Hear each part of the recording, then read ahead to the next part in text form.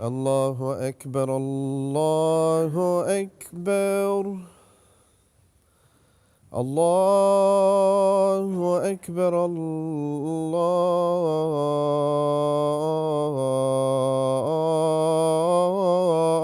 الله أكبر. أشهد أن لا إله إلا الله.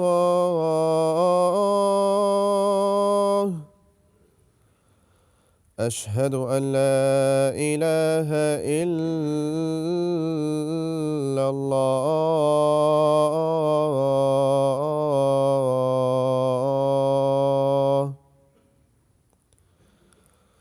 أشهد أن محمدًا رسول الله.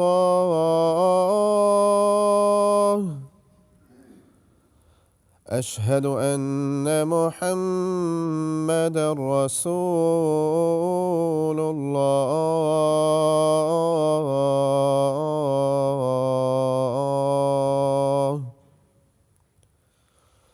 حي على الصلاة.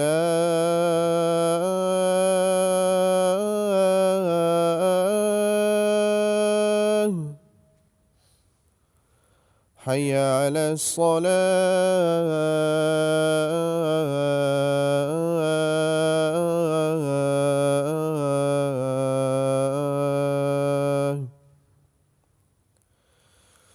حي على الفلاح.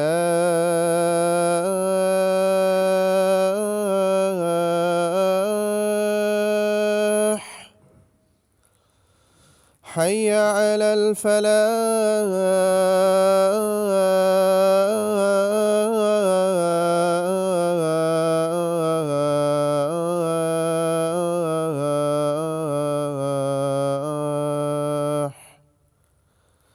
الله أكبر الله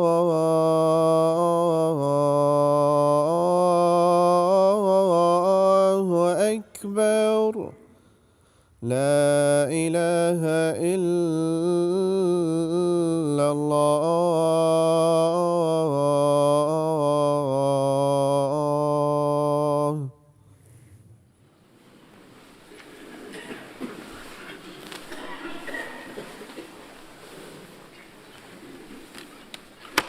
السلام عليكم ورحمة الله.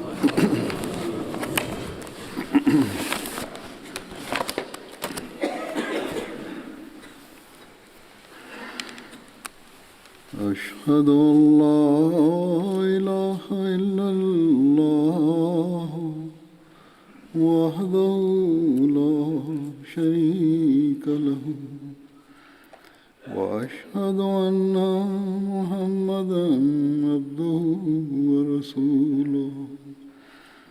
أما بعد فأعوذ بالله من الشيطان الرجيم. بسم الله الرحمن الرحيم.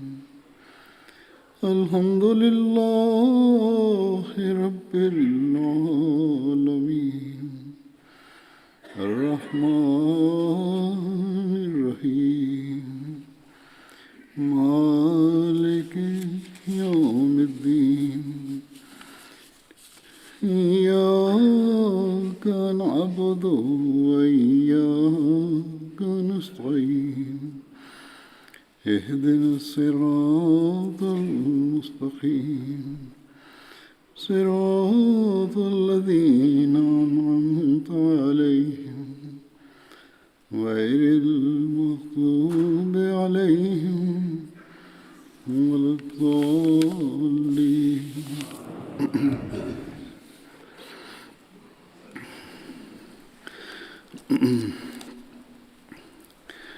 हज़रत कैस बिन मैसन अंसारी साहबी थे।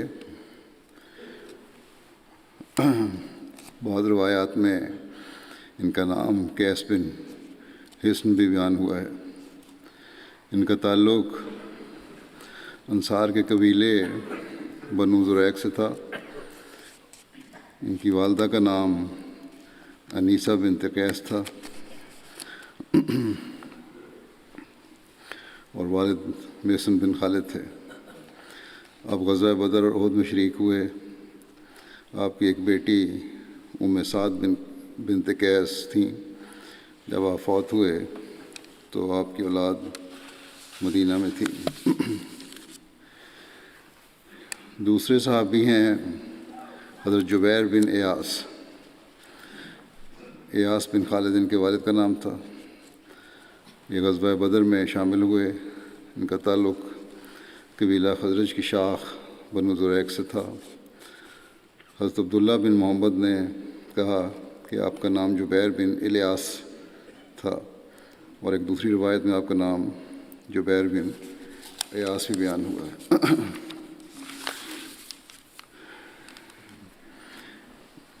احادیث میں آتا ہے کہ حضرت صلی اللہ علیہ وسلم پر نعوذ باللہ کسی یہودی نے جادو کر دیا تھا، جس کا آپ صلی اللہ علیہ وسلم پر اثر ہو گیا تھا۔ اور روایات میں آتا ہے کہ کنگھی اور بالوں پر وہ جادو کر کے دروان کنویں میں ڈال دیا تھا، اور حضور صلی اللہ علیہ وسلم نے بعد میں ان کو وہاں سے جا کر نکالا۔ صحیح بخاری کی شرح فتح الباری میں ہے کہ وہ کنگھی اور بال حضرت جبیر بن ایاس نے دروان کنویں سے نکالے تھے، اور ایک اور روایت کے مطابق حضرت قیس بن میسن نے نکالے تھے۔ اس لیے ان دونوں صحابہ کا ذکر میں نے اکٹھا کیا ہے۔ ان میں سے جس نے بھی یہ چیزیں نکالی تھیں، یہ بات اتنی اہم نہیں ہے۔ اصل بات یہ ہے کہ کیا حضرت صلی اللہ علیہ وسلم پر کسی جادو کا اثر ہوا تھا؟ اس کی حقیقت کیا ہے؟ اس بات پر ہمارا نقطہ نظر کیا ہے، اور یہ ہمیں پتہ ہونا چاہیے۔ حضرت صلی اللہ علیہ وسلم کی ذات پر جس بات سے بھی جس اعتراض پیدا ہو سکتا ہے یا لوگ اعتراض کرتے ہیں، ہم نے جواب دینا ہے۔ اس لیے میں اس کی کچھ تفصیل بیان کرتا ہوں جو جماعت کے لٹریچر میں موجود ہے۔ ان صحابی کے حوالے دونوں صحابہ کے حوالے سے اس بات کی آج وضاحت ہوگی بیان۔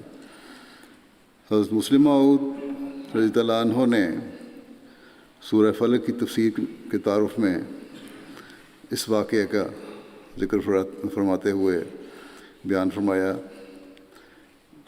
سورت کے بارے میں بیان فرما رہے ہیں کہ بعض لوگوں کا خیال ہے سورہ فلق اور ناس کی آخری دونوں صورتیں مکہ میں نازل ہوئیں، بعد ان کو مدنی صورتیں کہتے ہیں، یعنی مدینے میں نازل ہوئیں۔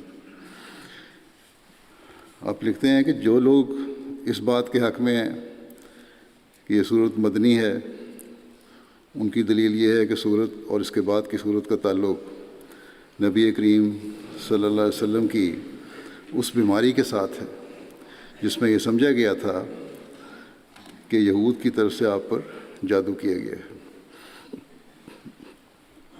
اس وقت یہ دو صورتیں نازل ہوئیں اور آپ نے ان کو پڑھ کر پھونکا۔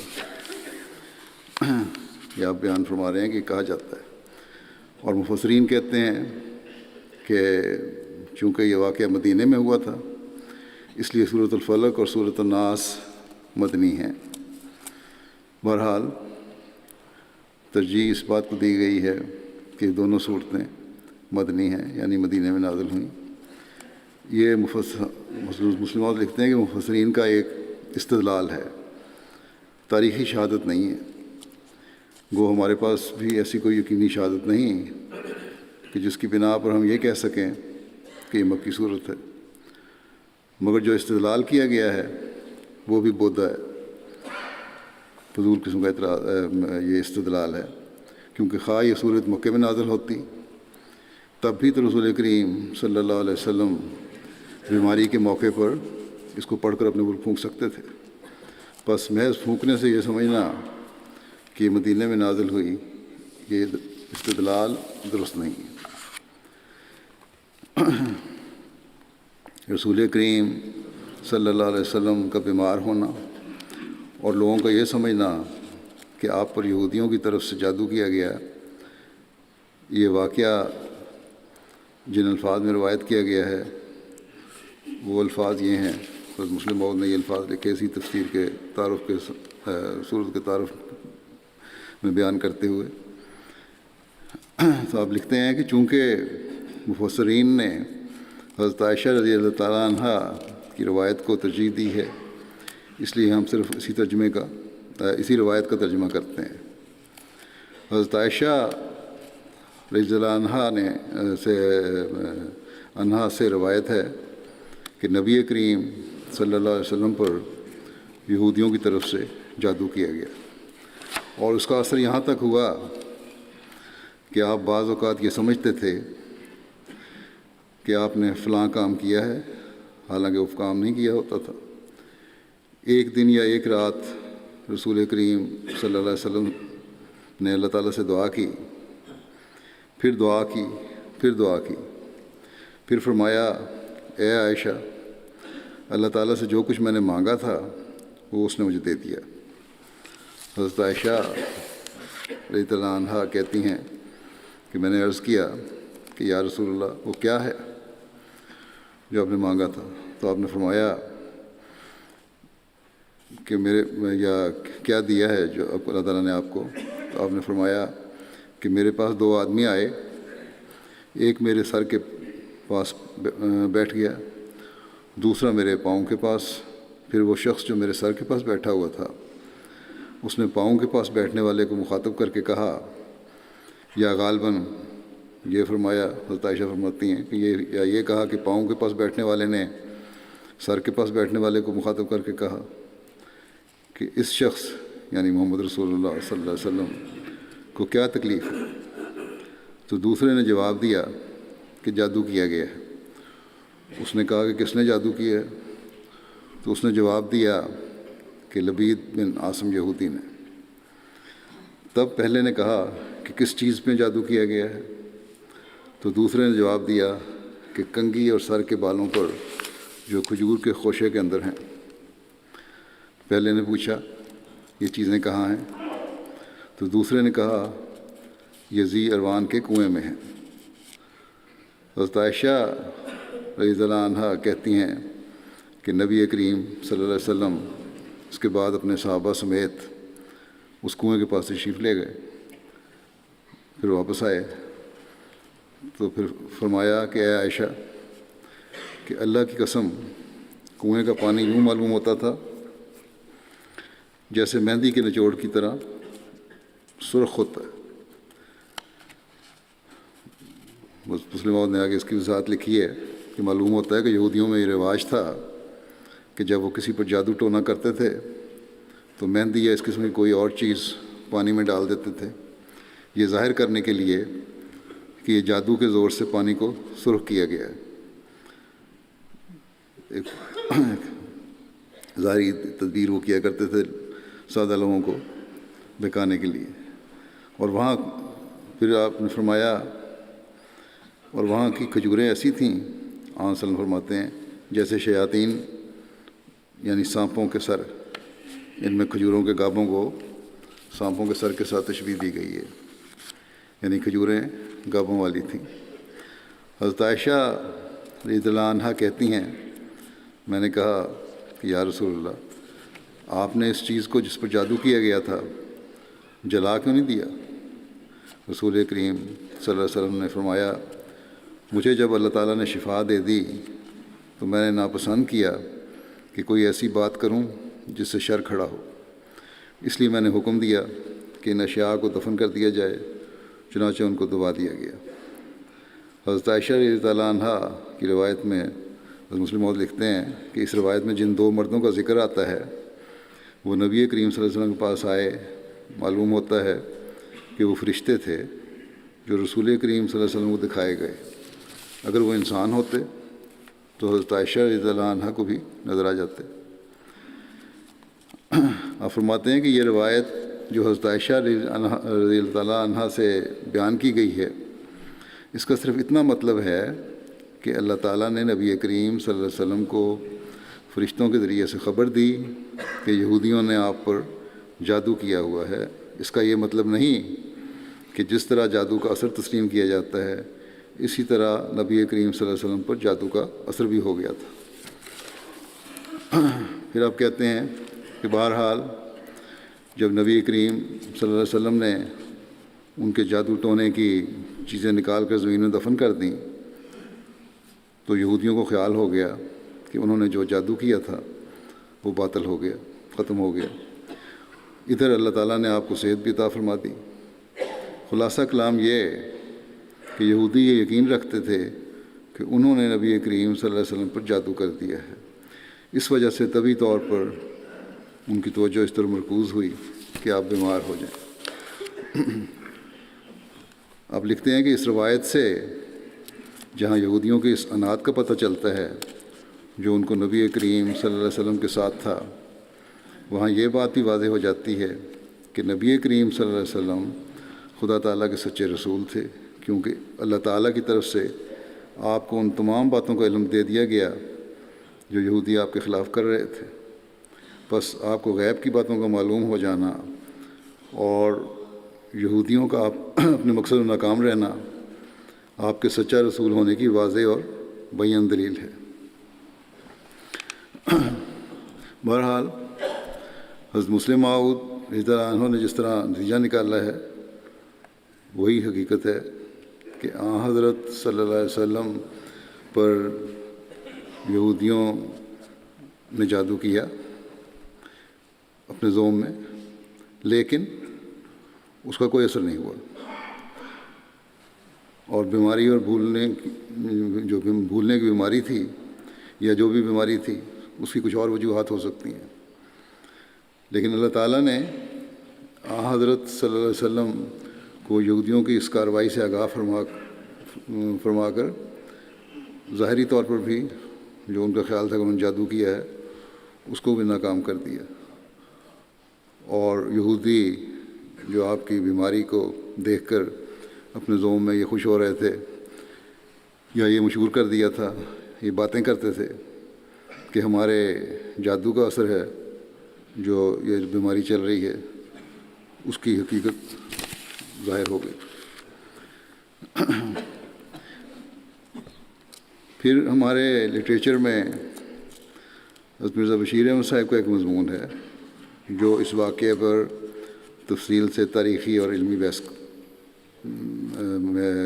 ہوئی ہے، جس میں اور مزید وضاحت کرتی ہے اس واقعے کی۔ آپ لکھتے ہیں کہ تاریخ بلکہ حدیثوں تک میں بیان ہوا ہے کہ صلح حدیبیہ کے بعد حضرت صلی اللہ علیہ وسلم پر نعوذ باللہ ایک دفعہ ایک یہودی نسل منافق نے جس کا نام لبید بن عاصم تھا سحر کر دیا تھا یا جادو کر دیا تھا، اور یہ سحر اس طرح کیا گیا کہ ایک کنگھی میں بالوں کی گرہیں باندھ کر اور اس پر کچھ پڑھ کر اسے ایک کنویں میں دبا دیا گیا، اور کہا جاتا ہے یا فرما رہے ہیں کہ کہا جاتا ہے یہ کہ آپ نعوذ باللہ اس سحر میں کافی عرصہ تک مبتلا رہے، یہ مشہور کیا ہوا تھا انہوں نے۔ اس عرصے میں آپ اکثر اوقات اداس اور افسردہ رہتے تھے اور گھبراہٹ میں بار بار دعا فرماتے تھے، اور اس حالت کا نمایاں پہلو یہ تھا کہ آپ کو ان ایام میں بہت زیادہ نسیان رہنے لگا تھا، بھول جاتے تھے بعض باتیں، حتیٰ کہ بسا اوقات آپ خیال کرتے کہ میں کام کر چکا ہوں مگر دراصل آپ نے وہ کام نہیں کیا ہوتا تھا، یا بعض اوقات آپ یہ خیال فرماتے تھے کہ میں اپنی فلاں بیوی کے گھر ہو آیا ہوں مگر در حقیقت آپ اس کے گھر نہیں گئے ہوتے تھے۔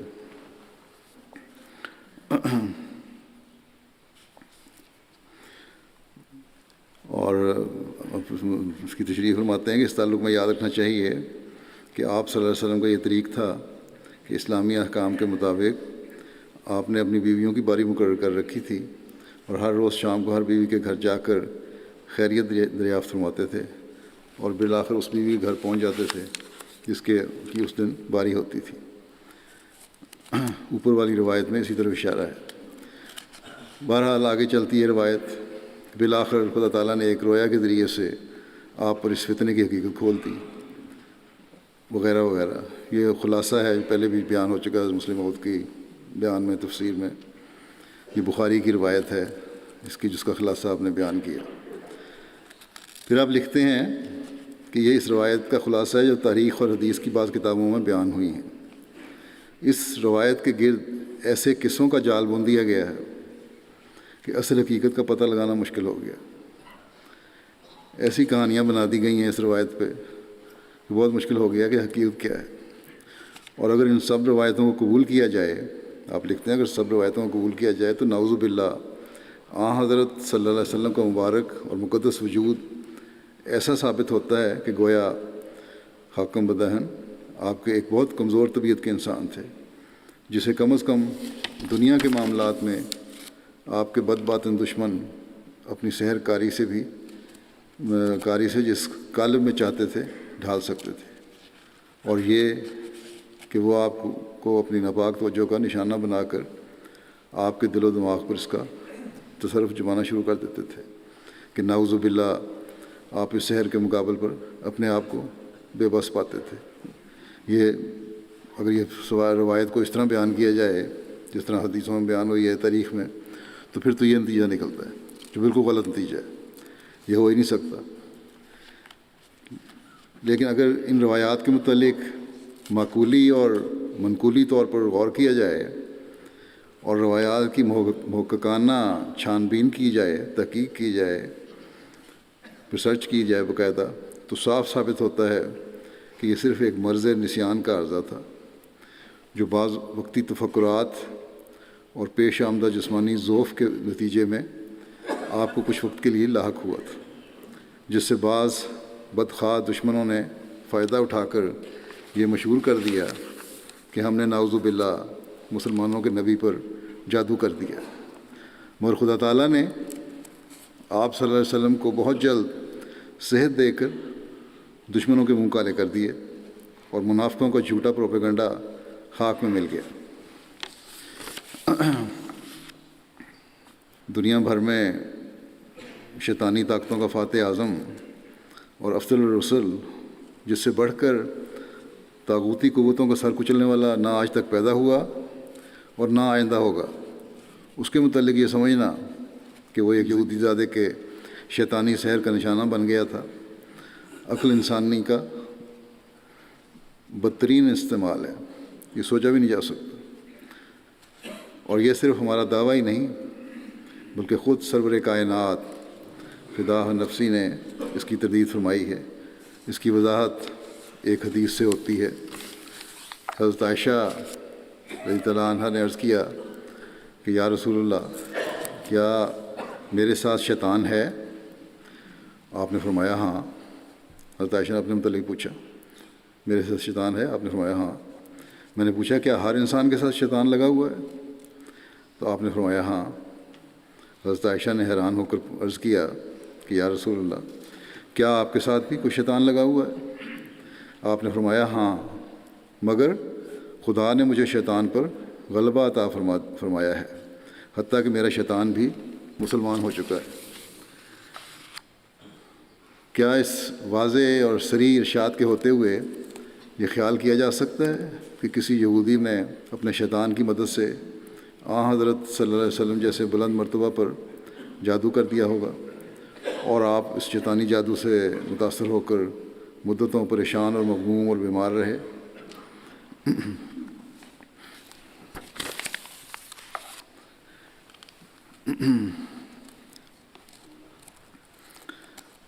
جھوٹے لوگ حق کے مقابل پر ہر زمانے میں ایسے باطل اور جھوٹے حربے استعمال کرتے رہے ہیں، مگر خدائے قدیر اور عزیز اپنے ایسے تمام جھوٹوں کے پول کھولتا رہا ہے، جیسا کہ فرماتا ہے کتب اللہ لاغلبن انا و رسولی، یعنی خدا نے یہ بات لکھ رکھی ہے اور مقدر کر رکھی ہے کہ ہر رسول کے زمانے میں اور میرا رسول غالب رہیں گے، اور کوئی شیطانی حربہ ہمارے مقابلے پر کامیاب نہیں ہو سکتا۔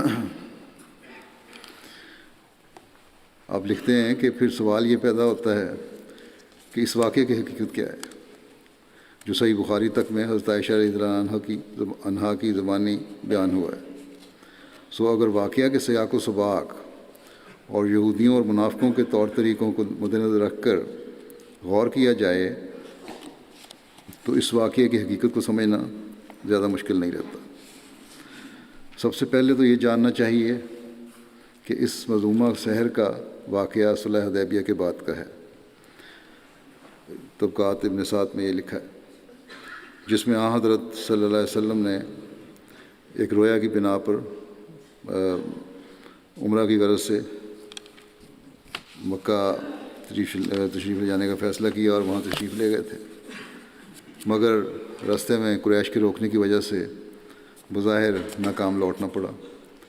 یہ ظاہری ناکامی ایک ایسا بھاری صدمہ تھی کہ کافروں اور منافقوں نے مذاق اور طعن و تشنیع سے کام لینا بھی تھا، لیکن بعض مخلص مسلمان، حتیٰ کہ ایک حدیث میں آتا ہے کہ حضرت عمر رضی اللہ عنہ جیسے بلند پایا بزرگ بھی اس ظاہری ناکامی کی وجہ سے وقتی طور پر متزلزل ہو گئے تھے۔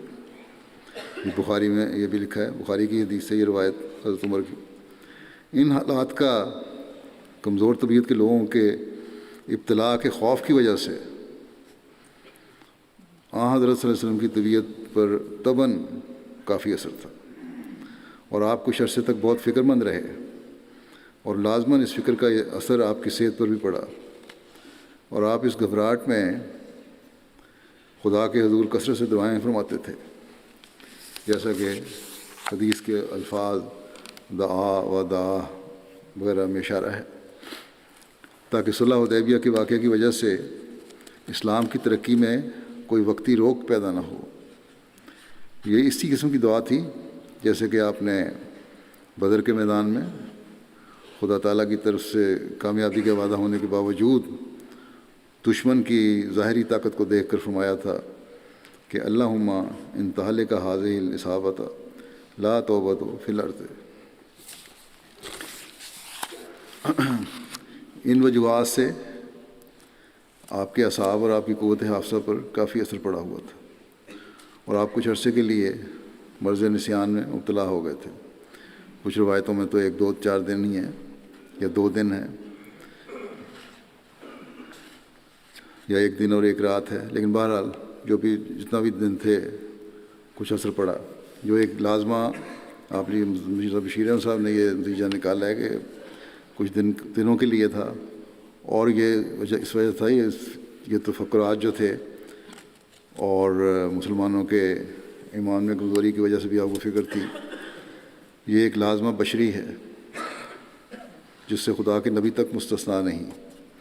جب یہودیوں اور منافقوں نے یہ دیکھا کہ حضرت صلی اللہ علیہ وسلم آج کل بیمار ہیں اور ذوف اعصاب اور ذوف دماغ کی وجہ سے آپ کو نسیان کا مرض لاحق ہے، تو انہوں نے حسب عادت فتنے کی غرض سے یہ مشہور کرنا شروع کر دیا کہ ہم نے نعوذ باللہ مسلمانوں کے نبی پر جادو کر دیا، اور یہ کہ آپ کا یہ نسیان وغیرہ اسی جادو کا نتیجہ ہے، اسی سحر کا نتیجہ ہے۔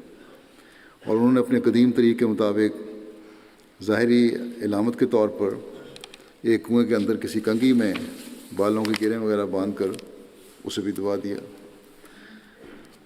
جب ان کے اس مظلومہ سحر کی اطلاع حضرت صلی اللہ علیہ وسلم کو پہنچی تو آپ نے اس فتنہ کے سد باب کے لیے خدا کے حضور مزید دعا فرمائی، اور جیسا کہ حضرت عائشہ نے کہا ہے کہ اس خبر کے پہنچنے کے بعد پھر آپ نے 1 دن یا 1 رات دعا کی بہت شدت سے، اور اپنے آسمانی آقا سے استدعا کی کہ وہ اس فتنے کے بانی مبانی کے نام اور اس کے مظلومہ سحر کے طریق سے آپ کو مطلع فرمائے تا آپ اس باطل سحر کا تار و پود بکھیر سکیں۔ چنانچہ خدا نے آپ کی مستربنہ دعاؤں کو سنا اور رویا کے ذریعے سے آپ پر اصل حقیقت کھول دی۔ قرآن کے اصولی ارشاد کہ ولا یفلح الساحر ولا یفلح الساحر حیث عطا، یعنی نبیوں کے مقابل پر کوئی ساحر کسی صورت میں بھی کامیاب نہیں ہو سکتا، خواہ وہ کسی رنگ میں اور کسی جہت سے حملہ آور ہو۔ پھر قرآن کے اس قطعی فیصلے کی روشنی میں کہ یقول الظالمون ان تتبعون الا رجلا مسحورا،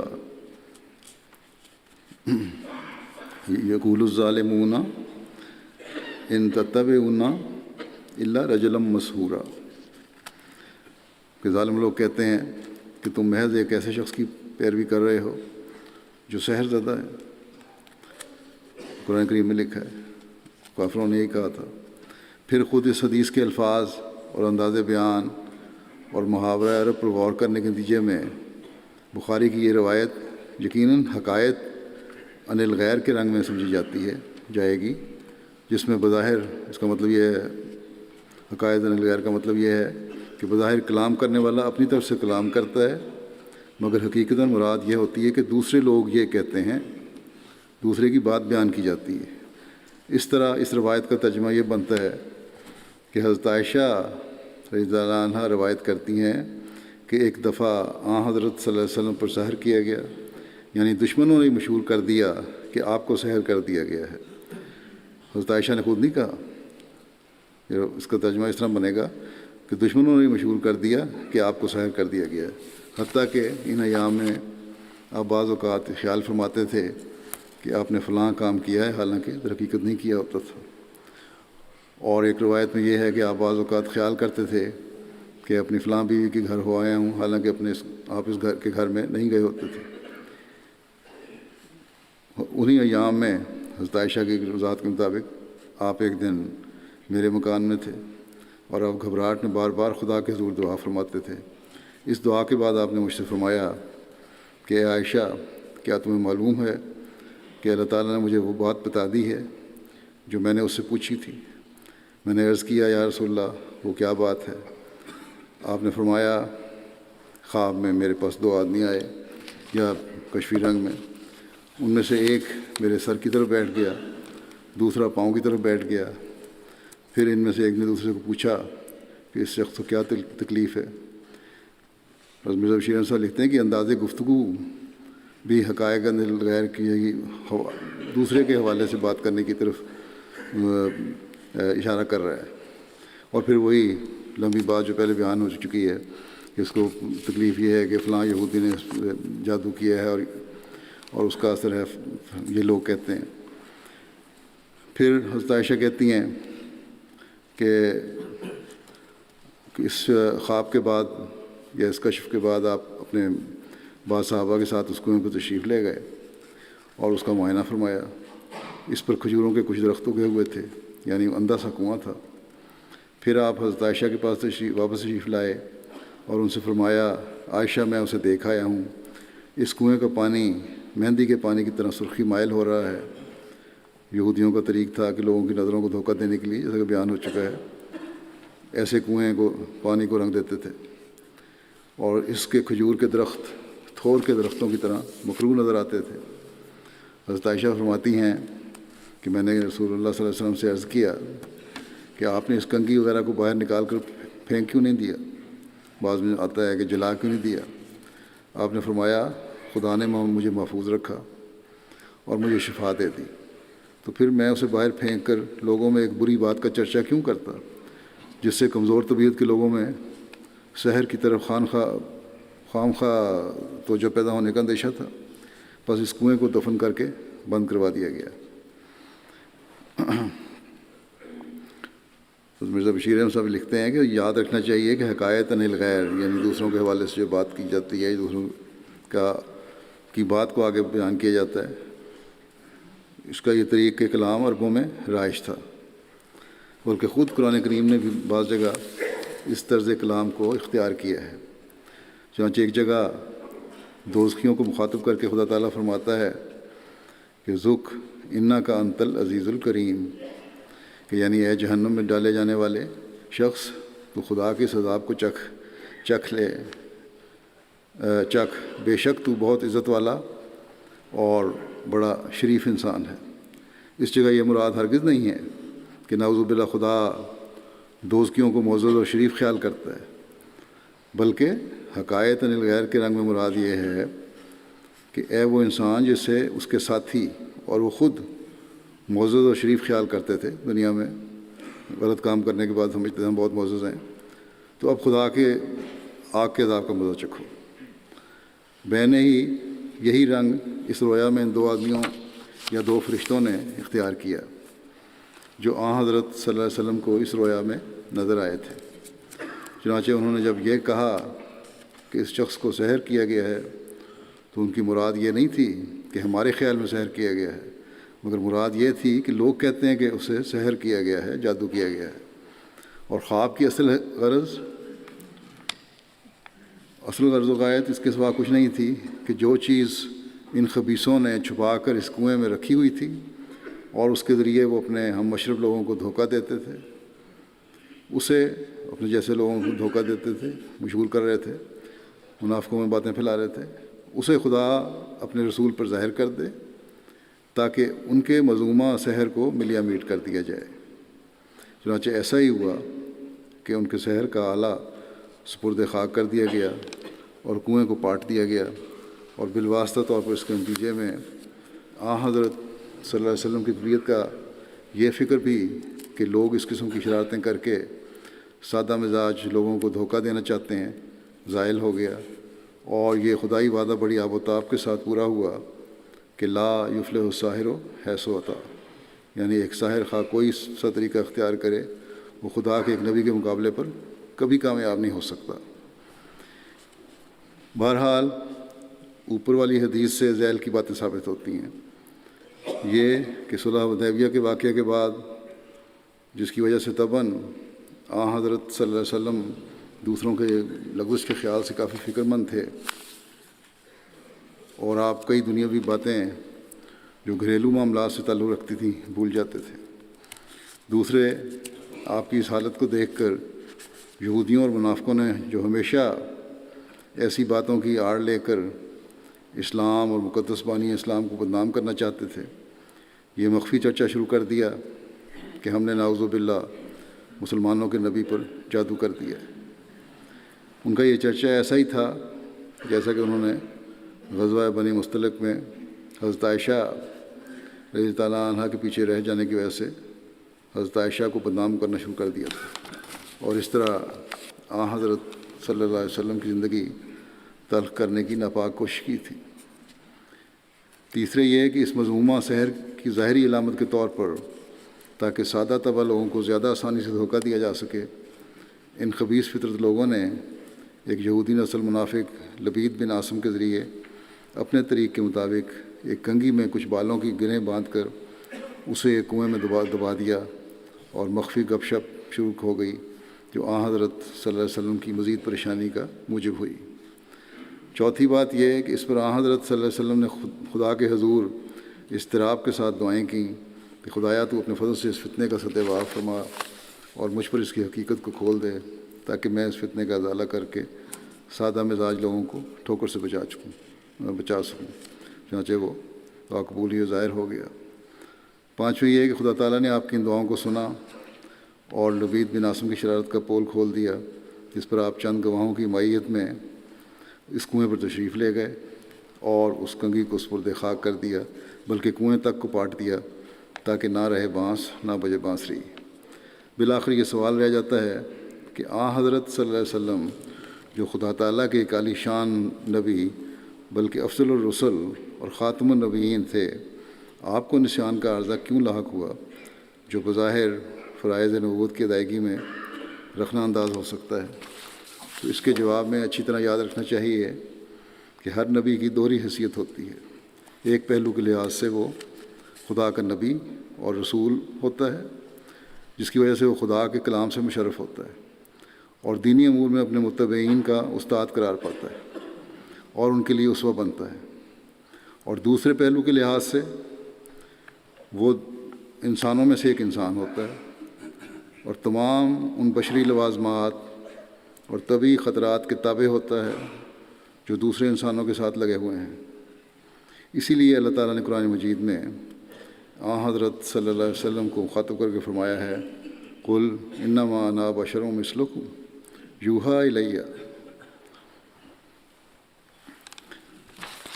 یعنی اے رسول تو لوگوں سے کہہ دے کہ میں تمہاری طرح کا ایک انسان ہوں اور تمام ان قوانین کے تابع ہوں جو دوسرے انسانوں کے ساتھ لگے ہوئے ہیں۔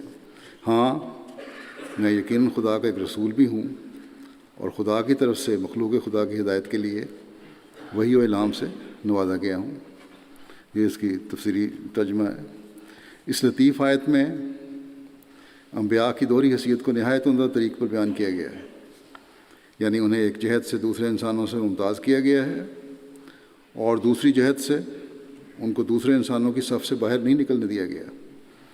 بس جو شخص یہ خیال کرتا ہے کہ انبیاء بشری لوازمات اور انسان کے طبعی خطرات سے بالا ہوتے ہیں وہ جھوٹا ہے۔ یقیناً انبیاء بھی اسی طرح بیمار ہوتے ہیں جس طرح کے دوسرے انسان بیمار ہوتے ہیں۔ وہ ملیریا بخار، ٹائیفائڈ۔ میاں بشیر احمد صاحب نے لکھا ہے کہ ضمناً یہاں یہ بھی یاد رکھنا چاہیے کہ ظاہری علامات جو درج ہیں حدیث اور تاریخ سے پتہ چلتا ہے کہ حضرت صلی اللہ علیہ وسلم مرض ٹائیفائڈ سے فوت ہوئے تھے۔ سل، دق، دمہ، نزلہ، کھانسی، نقرس دوران سر، اعصابی تکلیف، ذکاوت حس، گھبراہٹ، بے چینی، دماغی کوفت، نسیان، حوادث کے نتیجے میں چوٹیں، زخم، لڑائی کی ضربات وغیرہ وغیرہ سب کی زد میں نبی آ سکتے ہیں اور آتے رہے ہیں، سوائے اس کے کہ کسی خاص نبی کو خدا کی طرف سے استثنائی طور پر کسی خاص بیماری سے حفاظت کا وعدہ کیا گیا ہو۔ اگر اس جگہ کسی کو یہ خیال گزرے کہ قرآن تو حضرت صلی اللہ علیہ وسلم کے متعلق فرماتا ہے کہ سنقرئک فلا تنسیٰ، یعنی ہم تجھے ایک ایسی تعلیم دیں گے جسے تو نہیں بھولے گا، تو پھر آپ کو نسیان کی بیماری کس طرح ہو گئی؟ تو اس کے جواب میں اچھی طرح یاد رکھنا چاہیے کہ یہ وعدہ صرف قرآنی وحی کے متعلق ہے، نہ کہ عام، اور مراد یہ ہے کہ اے رسول ہم اپنی جو وحی تجھ پر امت کی ہدایت کے لیے نازل کریں گے اسے تو نہیں بھولے گا اور ہم قیامت تک اس کی حفاظت کریں گے۔ عام روزمرہ کی باتوں اور دنیاوی امور یا دینی اعمال کے ظاہری مراسم کے متعلق یہ وعدہ ہرگز نہیں ہے۔ چنانچہ حدیث سے ثابت ہے کہ آپ کئی موقعوں پر بشری لازمہ کے متحد بھول جاتے تھے، بلکہ حدیث میں یہاں تک آتا ہے کہ آپ بعض اوقات نماز پڑھاتے ہوئے رکعتوں کی تعداد کے متعلق بھی بھول گئے اور لوگوں ان کے یاد کرانے پر یاد آیا۔ بخاری اور مسلم دونوں میں یہ حدیث موجود ہے۔ اسی طرح اور کئی موقعوں پر آپ بھول جاتے تھے، بلکہ حدیث میں حضرت صلی اللہ علیہ وسلم نے خود اپنے متعلق فرمایا ہے کہ انما انا بشر انسیٰ کما ننسونا فاذا نسیت فذکرونی، یعنی میں بھی تمہاری طرح کا ایک انسان ہوں اور جس طرح تم کبھی بھول جاتے ہو میں بھی بھول سکتا ہوں، بس اگر میں کسی معاملے میں بھول جایا کروں تو تم مجھے یاد دلا دیا کرو۔ بس جس طرح حضرت صلی اللہ علیہ وسلم کو کبھی کبھی عام اور وقتی نشان ہو جاتا تھا، اسی طرح صلح حدیبیہ کے بعد کچھ عرصے کے لیے بیماری کے رنگ میں نشان ہو گیا تھا۔ چنانچہ یہی وہ تشریح ہے جو سحر والی روایت کے متعلق روایت کے تعلق میں بعض گزشتہ علماء نے کی ہے۔ مثلاً علامہ مازری فرماتے ہیں کہ حضرت صلی اللہ علیہ وسلم کی صداقت پر بے شمار پختہ دلائل موجود ہیں اور آپ کے معجزات بھی آپ کی سچائی پر گواہ ہیں۔ باقی عام دنیا کے امور جن کے لیے آپ مبعوث نہیں کیے گئے، سو اس تعلق میں یہ ایک بیماری کا عرضہ سمجھا جائے گا، جیسا کہ انسان کو دوسری بیماریاں لاحق ہو جاتی ہیں۔ اور علامہ ابن القصار کہتے ہیں کہ حضرت صلی اللہ علیہ وسلم کو جو یہ عارضہ نشان کا پیش آیا تو یہ بیماریوں میں سے ایک بیماری تھی، جیسا کہ حدیث کے ان آخری الفاظ سے ظاہر ہے کہ اللہ نے مجھے شفا دے دی ہے، اس میں واضح طور پہ لکھا ہوا ہے۔ خلاصہ کلام یہ ہے کہ صلح حدیبیہ کے بعد حضرت صلی اللہ علیہ وسلم کی مذکورہ حالت، جسے دشمنوں کے سحر کا نتیجہ قرار دیا گیا ہے، وہ ہرگز کسی سحر جادو وغیرہ کا نتیجہ نہیں تھی، بلکہ پیش آمدہ حالات کے ماتحت محض ایک بھولنے کی تکلیف تھی، بیماری تھی نسیان کی، جس سے بعض فتنہ پرداز لوگوں نے رسول پاک صلی اللہ علیہ وسلم کی ذات والا صفات کے خلاف پروپیگنڈے کا ذریعہ بنا لیا۔ قرآن مجید نبیوں پر سحر کے قصے کو دور سے ہی دھکے دیتا ہے، رد کر دیتا ہے۔ عقل انسانی اسے قبول کرنے سے انکار کرتی ہے۔ حدیث کے الفاظ اس تشریح کو جھٹلاتے ہیں جو اس پر مڑی جا رہی ہے، اور خود سرور کائنات افضل الرسل کا عرفہ مقام سحر والے قصے کی تارپود بکھیر رہا ہے۔ مرزا بشیر احمد صاحب نے یہاں اس بات کا بھی ذکر کیا ہے کہ یہ بھی خالی از فائدہ نہیں ہوگا کہ جیسا کہ حضرت خلیفہ ثانی ایت اللہ بن نصر علی اس وقت زندگی کی بات کر رہے ہیں کہ روایت ہے کہ اس روایت کے مطابق سیرت المہدی کے حصہ اول کی روایت نمبر 75 میں مذکور ہے کہ ایک دفعہ متعصب ہندو جو گجرات کا رہنے والا تھا قادیان آیا تھا، اور وہ علم توجہ یعنی ہپنوٹزم کا کہ سحر کا بڑا ماہر تھا۔ اس نے حضرت مسیح موعود علیہ السلام کی مجلس میں حاضر ہو کر آپ پر خاموشی کے ساتھ توجہ ڈالنی شروع کی تاکہ آپ سے بعض نازیبہ حرکات کرا کے آپ کو لوگوں کی ہنسی کا نشانہ بنائے، مگر جب اس نے آپ پر توجہ ڈالی تو وہ چیخ مار کر بھاگا، اور جب اس سے پوچھا گیا کہ تمہیں یہ کیا ہوا تھا تو اس نے جواب دیا کہ جب میں نے مرزا صاحب پر توجہ ڈالی تو مجھے یوں نظر آیا کہ میرے سامنے ایک خوفناک شیر کھڑا ہے جو مجھ پر حملہ کرنے والا ہے، اور میں اس سے ڈر کر بھاگ نکلا ہوں۔ اب لکھتے ہیں کہ جب خادم حضرت مسیح علیہ السلام تو آن سلم کے خادم ہیں، جب خادم کا یہ مقام ہے اس پہ اللہ تعالیٰ نے ہپنوٹزم کا اثر نہیں ہونے دیا، تو آقا کے متعلق یہ خیال کرنا، یعنی آن حضرت صلی اللہ علیہ وسلم کے متعلق یہ خیال کرنا کہ آپ نعوذ باللہ ایک یہودی کے ہپنوٹزم کا نشانہ بن گئے تھے، یہ کس طرح قبول کیا جا سکتا ہے؟ آخر میں زمانے کے حکم اور عدل کے اس بارے میں ارشادات پڑھ دیتا ہوں جو سب وضاحتوں اور تشریحوں پر حاوی ہیں۔ ایک شخص نے آپ کی مجلس میں سوال کیا کہ آن حضرت صلی اللہ علیہ وسلم پر کافروں نے جادو کیا تھا، اس کی نسبت آپ کا کیا خیال ہے؟ حضرت اقدس نے فرمایا کہ جادو بھی شیطان کی طرف سے ہوتا ہے۔ رسولوں اور نبیوں کی یہ شان نہیں ہوتی کہ ان پر جادو کا کچھ اثر ہو سکے، بلکہ ان کو دیکھ کر جادو بھاگ جاتا ہے، جیسے کہ خدا تعالیٰ فرماتا ہے لا یفلح الساحر حیث اتی، کہ دیکھو حضرت موسیٰ کے مقابلے پر جادو تھا، آخر موسیٰ غالب ہوا کہ نہیں؟ یہ بات بالکل غلط ہے کہ آن حضرت صلی اللہ علیہ وسلم کے مقابلے پر جادو غالب آ گیا، ہم اس کو کبھی نہیں مان سکتے۔ آنکھ بند کر کے بخاری اور مسلم کو مانتے جانا ہمارے مسلک کے برخلاف ہے۔ یہ تو عقل بھی تسلیم نہیں کر سکتی کہ ایسے عالی شان نبی پر جادو اثر کر گیا ہو۔ ایسی باتیں کہ اس جادو کی تاثیر سے معاذ اللہ آن حضرت صلی اللہ علیہ وسلم کا حافظہ جاتا رہا، یہ ہو گیا اور وہ ہو گیا، کسی صورت میں صحیح نہیں ہو سکتی۔ پھر آپ فرماتے ہیں کہ معلوم ہوتا ہے کہ کسی خبیث آدمی نے اپنی طرف سے باتیں ملا دی ہیں، گو ہم نظر تہذیب سے احادیث کو دیکھتے ہیں، لیکن جو حدیث قرآن کریم کے برخلاف آن حضرت صلی اللہ علیہ وسلم کی عصمت کے برخلاف ہو، اس کو ہم کب مان سکتے ہیں؟ اس وقت احادیث جمع کرنے کا وقت تھا، گو انہوں نے یعنی حدیثیں جمع کرنے والوں نے سوچ سمجھ کر احادیث کو درج کیا تھا، مگر پوری احتیاط سے کام نہیں لے سکے، باوجود بڑی احتیاط کرنے کے۔ وہ جمع کرنے کا وقت تھا، لیکن اب نظر اور غور کرنے کا وقت ہے۔ دیکھو اور غور کرو، کوئی حدیث قرآن کریم یا آن حضرت صلی اللہ علیہ وسلم کی عصمت اور تقدس سے ٹکراتی ہے تو وہ رد کرنے کے لائق ہے، یا اس کی کچھ اور تشریح ہے، جس طرح مرزا بشیر احمد صاحب نے کی یا خلیفہ مسیح ثانی نے کی۔ پھر حضرت مسیح علیہ السلام فرماتے ہیں کہ آثار نبی جمع کرنا بڑے ثواب کا کام ہے۔ زندگی کے حالات جمع کرنا نبیوں کے ثواب کا کام ہے، ان کی باتیں جمع کرنا ثواب کا کام ہے، لیکن یہ قاعدہ کی بات ہے کہ جمع کرنے والے خوب غور سے کام نہیں لے سکتے۔ اب ہر ایک کا اختیار ہے کہ خوب غور اور فکر سے کام لے، جو ماننے والے ہوں وہ مانیں اور جو چھوڑنے والے ہوں وہ چھوڑ دے۔ ایسی بات کہ آن حضرت صلی اللہ علیہ وسلم پر معاذ اللہ جادو کا اثر ہو گیا تھا، اس سے تو ایمان اٹھ جاتا ہے۔ آپ فرماتے ہیں کہ خدا تعالیٰ فرماتا ہے اذ یقول الظالمون ان تتبعون الا رجلا مسحورا، کہ جب ظالم لوگ کہتے ہیں کہ تم محض ایک ایسے شخص کی پیروی کر رہے ہو جو سحر زدہ ہے، جس میں جادو ہوا ہوا ہے، جادو کے زیر اثر ہے۔ ایسی باتیں کہنے والے تو ظالم ہیں نہ مسلمان۔ یہ تو بے ایمانوں اور ظالموں کا قول ہے کہ آن حضرت صلی اللہ علیہ وسلم پر معاذ اللہ سحر اور جادو کا اثر ہو گیا۔ اتنا نہیں سوچتے کہ جب معاذ اللہ آن حضرت صلی اللہ علیہ وسلم کا یہ حال ہے تو پھر امت کا کیا ٹھکانہ؟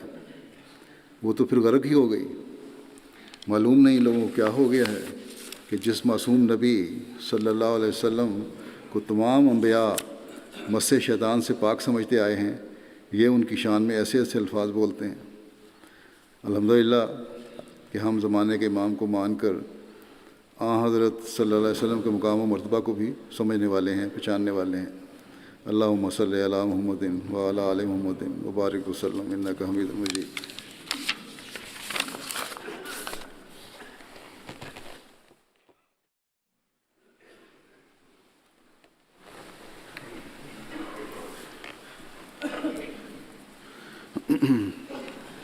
الحمد